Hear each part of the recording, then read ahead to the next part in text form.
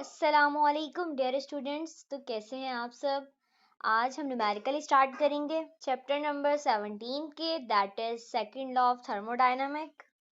तो आइए चलते हैं आज के फर्स्ट न्यूमेरिकल की तरफ। हमारे पास जो क्वेश्चन नंबर 1 है वो है a Carnot engine takes 2000 joule of heat from a reservoir at 500 kelvin does some work. हमने डेटा की हेडिंग डाली और हमने लिखा हमारे पास जो Q1 है वो कितना है 2000 जूल, क्योंकि ये लिखा हुआ है 2000 जूल ऑफ हीट, तो ये Q1 है हमारे पास। ठीक है, और हमारे पास जो टेम्परेचर है वो है 500 केल्विन। इसको हमने डेटा में लिख दिया कि हमारे पास T1 है। ठीक है, अच्छा, and discard some heat to a reservoir at 350 kelvin. हमारे पास जो T2 है वो 350 केल्विन है। How much heat is discarded, कितनी हीट डिस्कार्ड हुई, हमने ये Q2 हमारे पास है। ठीक है, गिवन हीट हमारे पास Q1 होती है और लॉस हुई हुई जो हीट होती है वो Q2 होती है। ठीक है, और how much work does engine do. ठीक है, तो ये हमारे पास वर्क है जिसको हमने डेटा में लिख दिया कि हमें वर्क मालूम करना है। And what is the efficiency, और एफिशिएंसी क्या है इसको भी हमने डेटा में लिख दिया। तो डेटा के अंदर हमें पता है कि अब हमें तीन चीजें मालूम करनी है। एक है Q2 मालूम करना है, दूसरा हमें W मालूम करना है, और तीसरा हमें एफिशिएंसी मालूम करनी है। ठीक है, तो हमने कैलकुलेशन की हेडिंग डाली। सबसे पहले हमने एफिशिएंसी के लिए फॉर्मूला लगाया, E is equal to 1 minus T2 divided by T1 multiply by 100। ठीक है, T2 की वैल्यू हमारे पास 350 है जबकि T1 की वैल्यू 500 है। ठीक है, हमेशा छोटी वैल्यू ऊपर आती है और बड़ी वाली वैल्यू नीचे आती है। जब हमने 350 को मल्टीप्लाई किया 500 से तो हमारे पास 0.7 आंसर आया। अब हमने 1 में से 0.7 को माइनस किया तो हमारे पास 0.3 आंसर आया, और अब हमने इसको मल्टीप्लाई किया 100 से तो हमारे पास जो एफिशिएंसी का फाइनल आंसर आया वो आया 30%। ठीक है, तो अब हमें इन तीन चीज़ों में से एक चीज़ मालूम हो चुकी है। अब हम चलते हैं नेक्स्ट चीज़ मालूम करने के लिए। अब हमने लिखा कि in case of Carnot engine Q2 divided by Q1 is equal to T2 divided by T1। ठीक है, कि Q2 डिवाइड बाई Q1 बराबर होता है T2 डिवाइड बाई T1 के। अब हमने इसको अरेंज किया, क्योंकि हमें Q2 मालूम करना है तो Q1 इज इक्वल टू की दूसरी साइड पे आके मल्टीप्लाई हो गया। अब हमने वैल्यूज पुट करी, T2 की वैल्यू हमारे पास 350 है जबकि T1 की वैल्यू 500 है, और Q1 की वैल्यू हमें दी गई है डेटा के अंदर जो कि 2000 है। जब हमने 350 को डिवाइड कर दिया 500 से तो हमारे पास 0.7 आंसर आया। अब हमने इसको मल्टीप्लाई करा 2000 से, तो अब हमारे पास जो Q2 का फाइनल आंसर है वो है 1400 जूल। ठीक है, 1400 जूल, ये हमारे पास Q2 का फाइनल आंसर है। ठीक है, यूनिट लिखना मत भूलिएगा, यूनिट लाजमी लिखते हैं। ठीक है, अब हमने तीन में से दो चीजें मालूम कर ली। अब जो तीसरी चीज हमारे पास बची है वो वर्क डन है। ठीक है, तो हमने वर्क डन की वैल्यू लिखी, W is equal to Q1 minus Q2।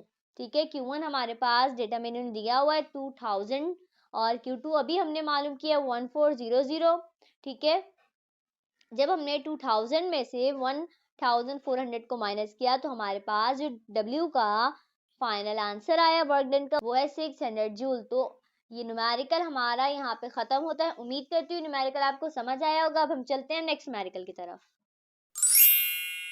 हमारे पास जो नेक्स्ट न्यूमेरिकल है वो है 1 किलोग्राम ऑफ आइस। हमने डेटा के अंदर लिख दिया कि हमारे पास जो मास है वो 1 किलोग्राम है। एट 0 सेल्सियस इज मेल्टेड, और जो हमारे पास टेम्परेचर है वो 0 सेल्सियस है, उसको हमने केल्विन में कन्वर्ट किया। केल्विन में कन्वर्ट करने के लिए हमने 273 उसमें ऐड किया तो हमारे पास जो आंसर है वो 273 केल्विन ही आया। And converted to water at 0 Celsius, compute its change in entropy. हमें क्या मालूम करना है, एंट्रोपी मालूम करनी है जिसको हम डेल्टा एस से जाहिर करते हैं। ठीक है, अच्छा, अब हमारे पास ये जो HF है ये लेटेंट हीट ऑफ फ्यूजन है। ठीक है, ये कांस्टेंट होता है, इसकी वैल्यू याद रखनी पड़ती है या फिर पेपरों में दी हुई होती है। ठीक है, इसकी वैल्यू है 336,000 जूल पर किलोग्राम। ठीक है, हमने फार्मूले की हेडिंग डाली। हमारे पास जो फॉर्मूला है डेल्टा एस का वो है delta S is equal to delta Q divided by delta T. अब इस फॉर्मूले के अंदर हमें डेल्टा क्यू नहीं पता तो हम डेल्टा क्यू मालूम करेंगे। हमने कैलकुलेशन की हेडिंग डाली, हमने लिखा कि according to the definition of latent heat of fusion, ठीक, HF is equal to delta Q divided by m। हमने इस फॉर्मूले को रीअरेंज किया, delta Q is equal to HF multiply by m। हमने HF की वैल्यू लिखी जो कि कांस्टेंट है और M की वैल्यू लिखी जो कि 1 किलोग्राम है। जब हमने 336,000 को मल्टीप्लाई किया 1 से तो हमारे पास डेल्टा क्यू का आंसर भी यही आया, ठीक है, जूल के अंदर। अब हमने इसको फॉर्मूले में पुट किया, ठीक है, जो कि हमारे पास फॉर्मूला है delta S is equal to delta Q divided by T. हमने डेल्टा क्यू की वैल्यू लिखी जो कि अभी हमने मालूम की है और टी हमारे पास 273 है, ठीक है। जब हमने इन दोनों वैल्यूज को डिवाइड किया तो हमारे पास जो डेल्टा एस का फाइनल आंसर आया वो है 1230.7 जूल पर किलोग्राम, ठीक है, ये हमारे पास फाइनल आंसर है।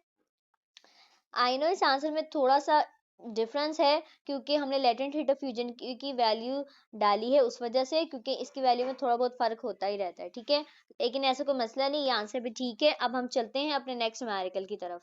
हमारे पास क्वेश्चन नंबर 3 है, in high pressure steam turbine engine the steam is heated to 600 degree celsius and exhaust at about 90 degree celsius। हमारे पास दो टेम्परेचर दिए हुए हैं।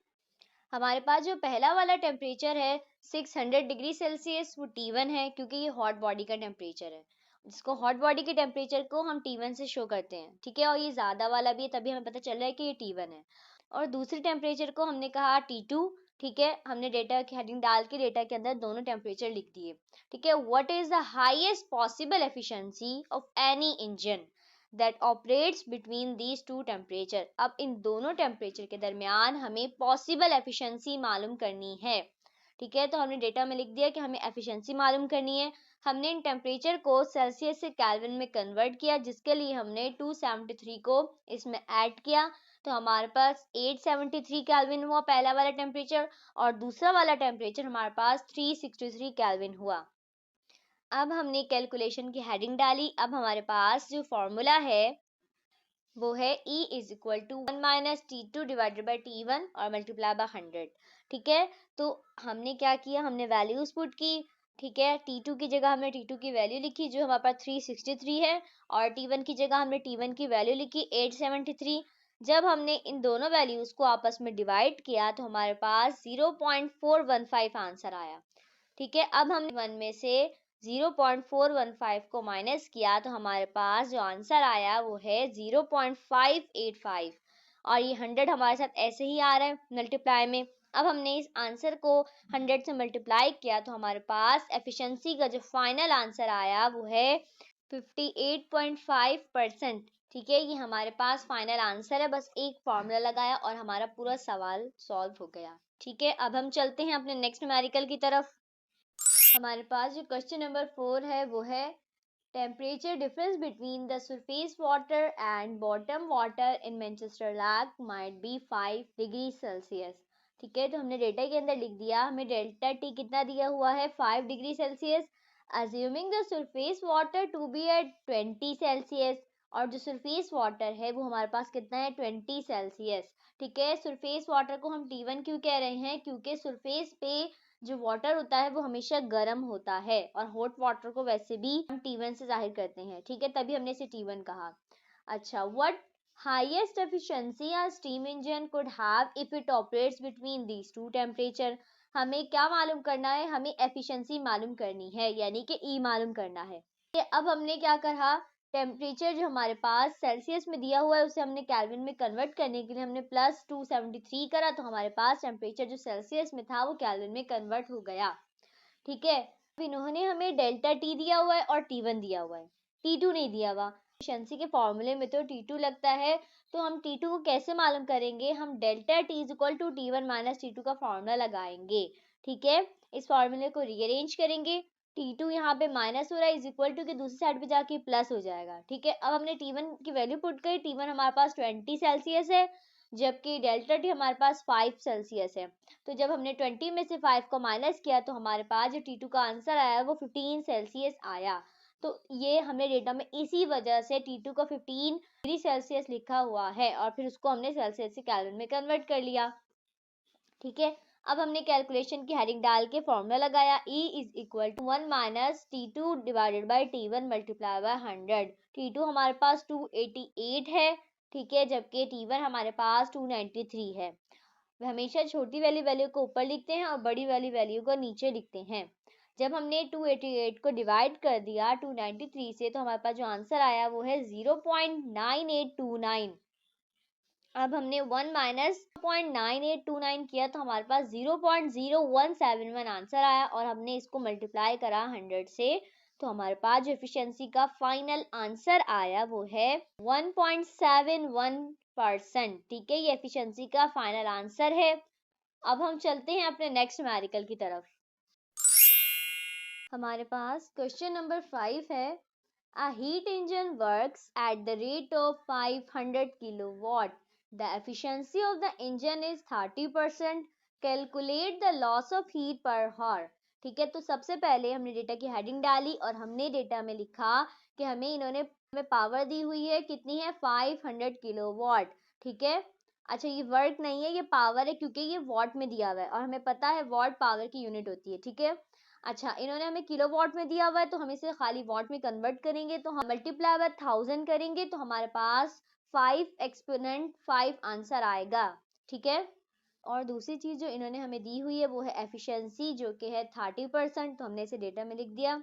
तीसरी चीज जो इन्होंने दी हुई है वो हमें इन्होंने टाइम दिया हुआ है 1 घंटा पर हॉर, मतलब 1 घंटा दिया हुआ है। अब हमने इसे हॉर में से सेकंड में हम किसे कन्वर्ट करेंगे। हम जानते हैं कि 1 हॉर में हमारे पास 3600 सेकंड होते हैं। ठीक है, हम जानते हैं कि 1 घंटे में हमारे पास 60 मिनट होते हैं और 1 मिनट में हमारे पास 60 सेकंड होते हैं। जब हम इन तीनों को आपस में मल्टीप्लाई करेंगे तो हमारे पास 3600 आंसर आएगा। ठीक है, अच्छा हमें मालूम करना है लॉस ऑफ हीट।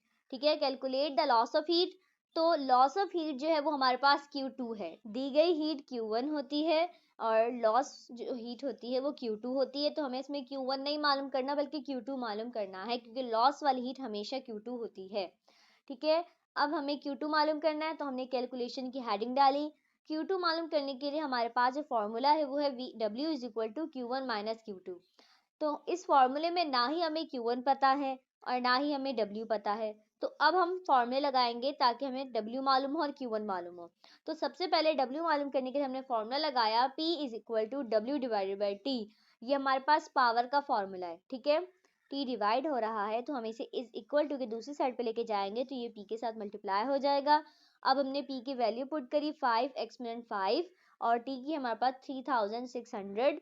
जब हमने इन दोनों वैल्यूज को मल्टीप्लाई किया तो हमारे पास जो आंसर आया वो है 1.8 एक्सपोनेंट 9 जूल। ठीक है, अब हमें W मालूम हो चुका है। अब हमारे पास रह गया Q1। तो Q1 मालूम करने के हमने फॉर्मूला लगाया E is equal to W divided by Q1 multiply by 100। ठीक है, तो हमें क्योंकि Q1 मालूम करना है तो हमने इस फॉर्मूले को रीअरेंज किया। Q1 डिवाइड हो रहा है तो हम इसे इज इक्वल टू की दूसरी साइड पे लेके गए और E को नीचे लेकर आ गए। ठीक है, ये हमारा फॉर्मूला अरेंज हो चुका है। अब हमने W की वैल्यू पुट करी जो हमने अभी निकाली है 1.8 एक्सपोनेंट 9। वैल्यू हमारे पास 30% है, मल्टीप्लाई बाय 100 किया। जब हमने 1.8 एक्सपोनेंट 9 को डिवाइड किया 30 से और मल्टीप्लाई कर दिया 100 से तो हमारे पास Q1 का जो आंसर आया वो है 6 एक्सपोनेंट 9 जूल। ठीक है, अब हमें W भी मालूम हो चुका है और Q1 भी मालूम हो चुका है तो अब हम आराम से बासानी Q2 मालूम कर सकते हैं। तो हमने फॉर्मूला लगाया W is equal to Q1 minus Q2 और इस फॉर्मूले को हमने अरेंज किया। Q2 यहाँ पे माइनस हो रहा है, हम इसे इक्वल टू की दूसरी साइड पे लेके गए तो ये प्लस हो गया और W क्योंकि प्लस में है तो ये इधर आके माइनस हो गया। ठीक है, अब हमने Q1 की वैल्यू पुट करी जो कि हमारे पास अभी निकाली है हमने 6 एक्सपोनेंट 9 जूल माइनस W की वैल्यू लिखी हमने 1.8 एक्सपोनेंट 9। जब हमने 6 एक्सपोनेंट 9 को माइनस किया 1.8 एक्सपोनेंट 9 से तो हमारे पास जो आंसर आया वो है 4.2 एक्सपोनेंट 9 जूल। ठीक है, तो ये हमारे पास Q2 का फाइनल आंसर है। ठीक है, 4.2 एक्सपोनेंट 9 जूल। ठीक है, अब हम चलते हैं नेक्स्ट न्यूमेरिकल की तरफ। हमारे पास जो नेक्स्ट न्यूमेरिकल है वो है a heat engine performs work of 0.4166 watt in 1 hour and reject 4500 joule of heat to the sink. What is the efficiency of engine? तो हमने सबसे पहले डेटा लिखा।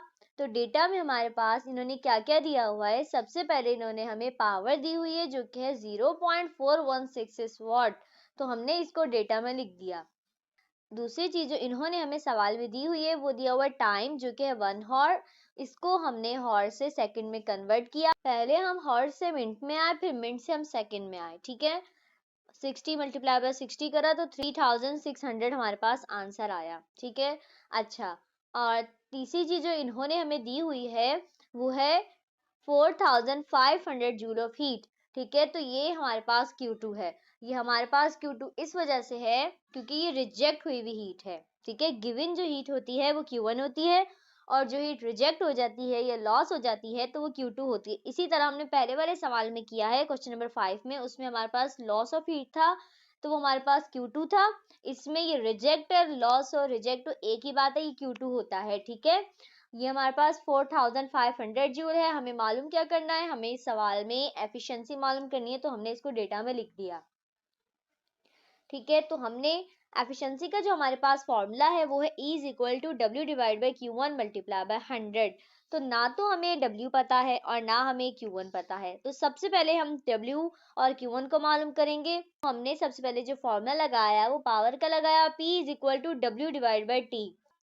इस फॉर्मूले को हमने रीअरेंज किया तो P मल्टीप्लाई बाय T हो गया। अब हमने P की वैल्यू लिखी जो कि है 0.4166 और T के हमारे पास है 3600। जब हमने इन दोनों को आपस में मल्टीप्लाई किया तो 1499.76 जूल हमारे पास आंसर आया। ठीक है, ये हमारे पास वर्क आ गया। अब हमें मालूम करना है Q1। तो Q1 मालूम करने के लिए हमने W is equal to Q1 minus Q2 का फॉर्मूला लगाया। इस फॉर्मूले को हमने रीअरेंज किया तो Q1 Q2 यहाँ पे माइनस हो गया, दूसरी साइड पे जाके प्लस का हो गया। अब हमने W की वैल्यू लिखी जो कि हमने अभी अभी मालूम करी है 1499.76, और उसमें हमने प्लस कर दिया Q2 की वैल्यू को जो कि हमें डेटा में दी हुई है 4500 जूल। जब हमने इन दोनों वैल्यूज को प्लस किया तो हमारे पास जो Q1 का आंसर आया वो है 5999.76 जूल। ठीक है, अब हमारे पास W भी आ चुका है और Q1 भी आ चुके हैं। अब हम आराम से एफिशिएंसी मालूम कर सकते हैं। तो अब हमने एफिशिएंसी का फॉर्मूला लगाया और हमने W की वैल्यू पुट करी जो हमने निकाली है 1499.76 और Q1 की 599.76। ठीक है, इसको मल्टीप्लाई कर दिया 100 से तो हमारे पास जो फाइनल आंसर आया एफिशिएंसी का वो है 24.9%। ठीक है, तो ये हमारे पास फाइनल आंसर है। ठीक है, अब हम चलते हैं अपने नेक्स्ट न्यूमेरिकल की तरफ। हमारे पास जो क्वेश्चन नंबर 7 है वो है A Carnot engine operates between the temperatures 850 Kelvin and 300 Kelvin। हमारे पास दो टेम्परेचर दिए हुए हैं। पहला टेम्परेचर जो ज्यादा वाला है वो हमारे पास T1 है जो कि हमने डेटा में जिसको लिख दिया है 850 केल्विन, और T2 हमारे पास 300 केल्विन है। The engine performs 1200 joule of work in each cycle. हमारे पास जो वर्क डन है वो कितना है 1200 जूल, which takes 0.25 सेकेंड, और टेम्परेचर इन्होंने हमें 0.25 सेकेंड दिया हुआ है इस सवाल में। अब हमें चार चीजें मालूम करनी है। ठीक है, A B C D करके। A हमारे पास है what is the efficiency of this engine. इस इंजन की हमें एफिशिएंसी मालूम करनी है जिसको हम डेटा में लिख दिया कि हमें E मालूम करना है। B हमारे पास है what is the average power of this engine. हमें बी में पावर मालूम करनी है, इसको भी हमने डेटा के अंदर लिख दिया। How much energy is extracted as heat from the high temperature reservoir. हमें क्या मालूम करना है Q1 मालूम करना है, इसको भी हमने डेटा के अंदर लिख दिया। और डी हमारे पास है how much energy is delivered as heat to the low temperature reservoir. तो इसके अंदर हमें Q2 मालूम करना है। जो हाई हीट है उसे हमने Q1 कहा, लो वाली हीट को हमने Q2 कहा। ठीक है, और अब हम मालूम करने चलते हैं इन सारी चीजों को। सबसे पहले हमने कैलकुलेशन की हेडिंग डाली। ठीक है, ए हमारे पास है, सबसे पहले हमें एफिशिएंसी मालूम करनी है तो हमने एफिशिएंसी का फॉर्मूला लगाया जो कि हम नॉर्मली लगाते आ रहे हैं। E is equal to 1 minus T2 divided by T1 multiply by 100। T2 की वैल्यू हमारे पास 300 है जबकि T1 की वैल्यू हमारे पास 850 है। हमने इन दोनों वैल्यूज को डिवाइड किया तो हमारे पास 0.3529 आंसर आया। अब हमने 1 में से माइनस कर दिया इस वैल्यू को तो हमारे पास 0.6471 आंसर है। इसको मल्टीप्लाई किया 100 से तो हमारे पास एफिशिएंसी का जो फाइनल आंसर आया वो है 64.71%। ठीक है, तो एक चीज हमें मालूम हो चुकी है। अब हम चलते हैं बी पे। बी में हमें पावर मालूम करनी है। तो अब हमने पावर का फॉर्मूला लगाया जो कि हमारे पास है P is equal to W divided by T. W हमारे पास डेटा में दिया हुआ है 1200 और टेम्परेचर हमारे पास 0.25 है। जब हमने इन दोनों को डिवाइड किया तो हमारे पास जो आंसर आया पावर का वो आया 4800 वाट। ठीक है, अगर इसको हम वाट से किलोवाट पे कन्वर्ट करना चाहते हैं तो हम डिवाइड बाय 1000 करके किलोवाट में भी कन्वर्ट कर सकते हैं, तो कोई मसला नहीं है। ठीक है, अब हम चलते हैं सी की तरफ। तो सी में हमें Q1 मालूम करना है, तो हमने फॉर्मूला लगाया E is equal to W divide by Q1 multiply by 100। इस फॉर्मूले को अरेंज किया हमने, Q हमारे पास डिवाइड में, ये मल्टीप्लाई में आ गया, और वो मल्टीप्लाई में था तो ये डिवाइड में आ गया। ठीक है, W हमारे पास 1200 है, जबकि E हमारे पास 64.71 है। इसको हमने, जब हमने इन तीनों वैल्यूज को आपस में डिवाइड करवा के मल्टीप्लाई करवाया तो हमारे पास Q1 का फाइनल आंसर आया, वो है 1854 जूल।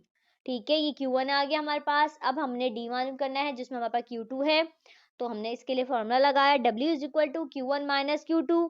ठीक है, Q2 यहाँ माइनस में है, इज इक्वल टू की दूसरी साइड पे जाएंगे तो ये प्लस में आ जाएगा, और W प्लस में है तो ये इज इक्वल टू की दूसरी साइड पे आके माइनस में हो जाएगा।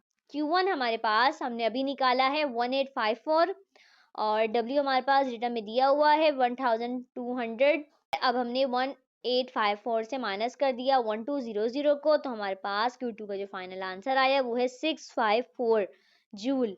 ठीक है, तो ये हमारा फाइनल आंसर है। इस एक क्वेश्चन करने से आप इसके तमाम पार्ट्स को कर लेंगे। अगर ये अलग अलग आता है तब भी आप कर लेंगे, इकट्ठा आएगा तब भी कर लेंगे। इस सवाल की प्रैक्टिस आप लाजमी कीजिएगा। ठीक है, अब हम चलते हैं अपने नेक्स्ट न्यूमेरिकल की तरफ।